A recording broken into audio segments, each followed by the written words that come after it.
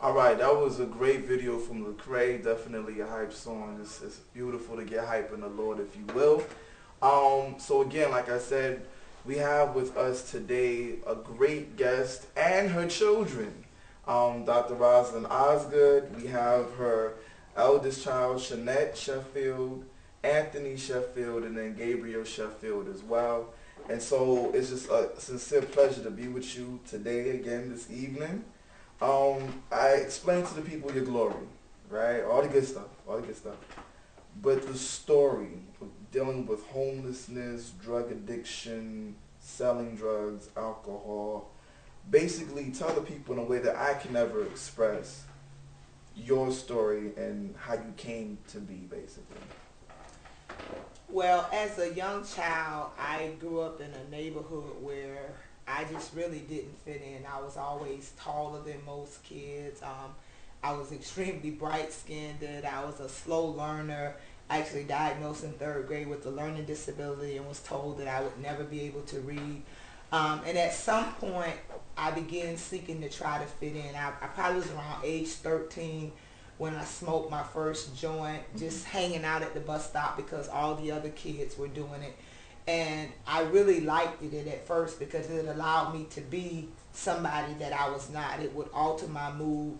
And eventually it got worse where, you know, it started out being just something at the bus stop to something, you know, I would do on the weekends, and then it increased to, you know, during the week, and it just got progressively worse. And I managed to graduate high school, went off to college, and in college I was away from my grandmother, who was very Baptist and very strict. So I began to follow the ways of the world. Although I had been reared in the church, I had been taught about Christ, but now I was grown. I can remember on my way to college I was very excited because I had promised that once I got out of my grandmother's house I would never go to church again. I was just tired of all the church stuff, going to church all the time. So when I got to college, I began to live ways that were contradictory to the way that I was raised. I began to sell drugs. I was always kind of business minded. Being 17 and having a couple of $1,000, you think you rich. Right. And I was also playing basketball at Florida A&M at that time. So I was living like this double life. I was going to school, I was making good grades at first, I was playing basketball, and then at night I was dealing drugs and I was using drugs. Right. And eventually the using drugs began to escalate. It went from marijuana to actually snorting cocaine and partying all the time, to the point that actually school became a problem. Right. You know, it was very hard for me to deal drugs, use drugs, and go to school. So as time went on, I started to go to school less. It became less of a priority. Making money and living a fast lifestyle with gold chains and colored sneakers became a large part of my life.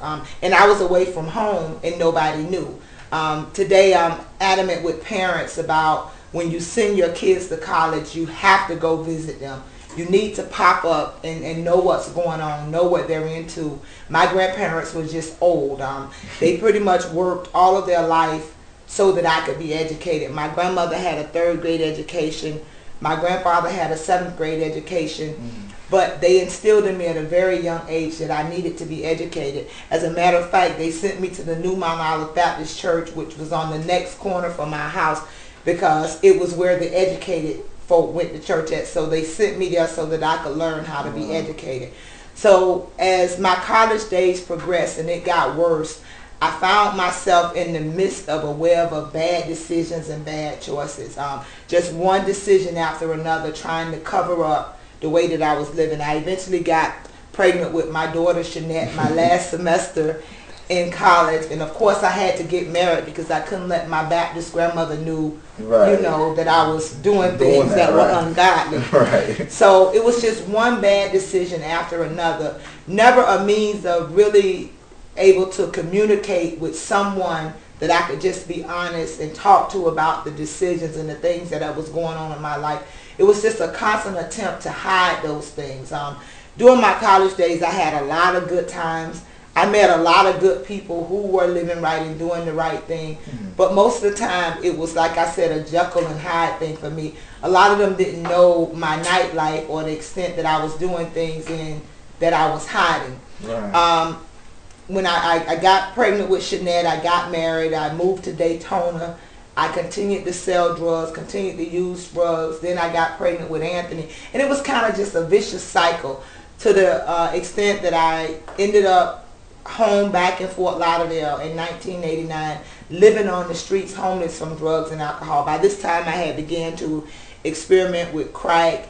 I had began to go in and out of jail. And my life had just totally transformed for the worse.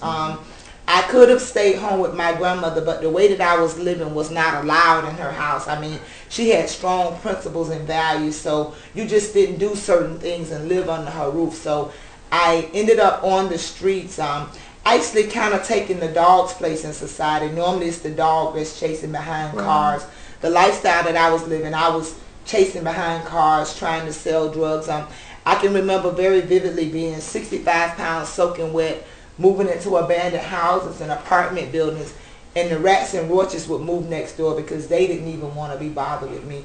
I was just really living a deplorable life. And as the vicious cycle continued, when I started going in and out of jail, it made it very, very difficult for me to use drugs. Every time I would start getting high, I would always hear or see the imaginary police that nobody else saw. And it got so bad that I couldn't use. I remember on December 2nd, 1989, really hitting the bottom. It was actually December 1st, and I had been arrested, and they had a warrant for my arrest in Daytona. And I went home, and I told my grandmother that I needed her to take me to Daytona to turn myself in. I just needed to be rescued. I had tried everything possible to stop using, to stop drinking, and I just couldn't stop.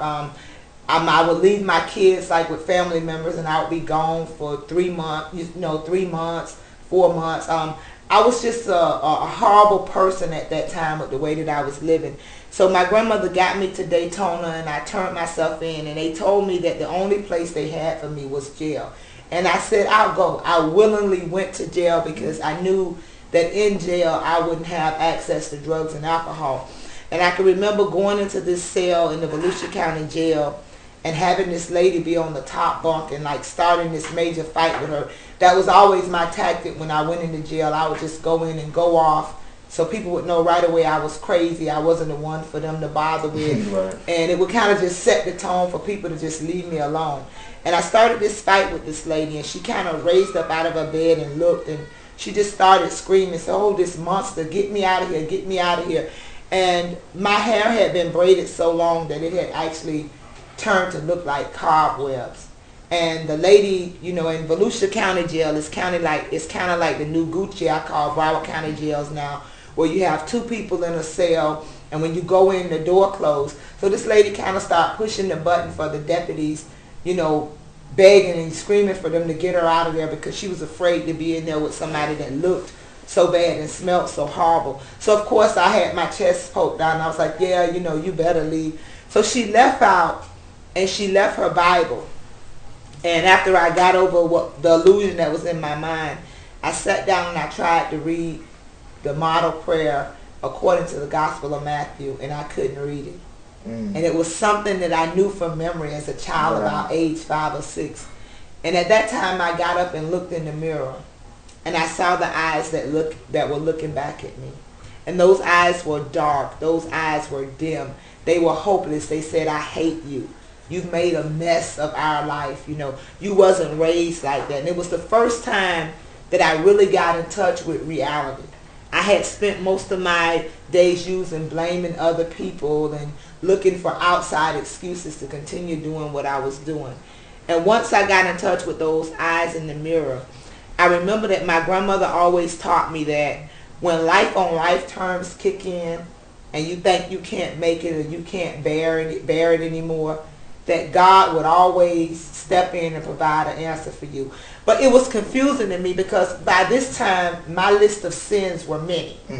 So I didn't know that this God you know, that I was raised up to believe that was going to punish me, you know, for every wrong thing. I just was convinced that by this time this God had wanted nothing to do with somebody like me, a sinner like me, whose list of sins had become many. But my grandmother said if you just cry out to God, he would help you. My grandmother had a tremendous impact and influence on me. So I just simply began to ask God for help. I wasn't able to remember the long prayers that I had learned that I would hear the deacons pray. I just said, God, if you're out there, help me.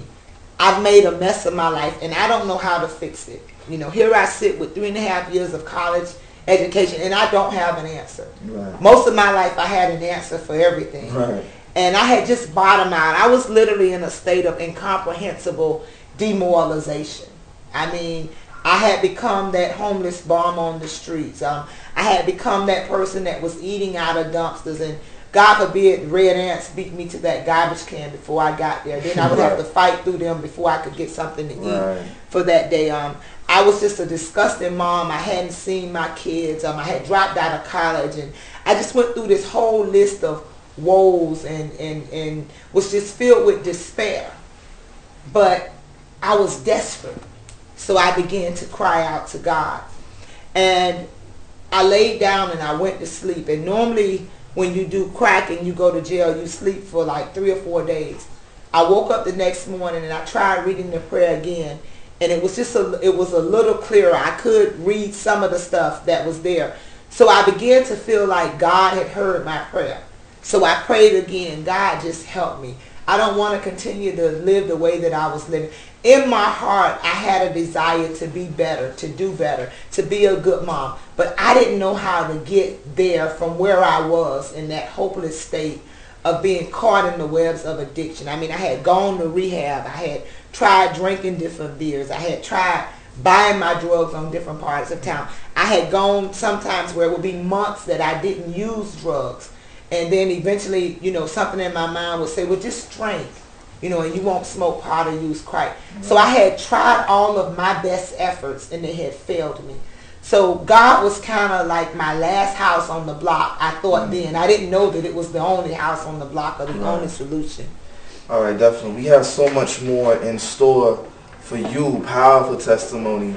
So what we're going to do now is take a break, and we will be right back with more from Dr. Osgood.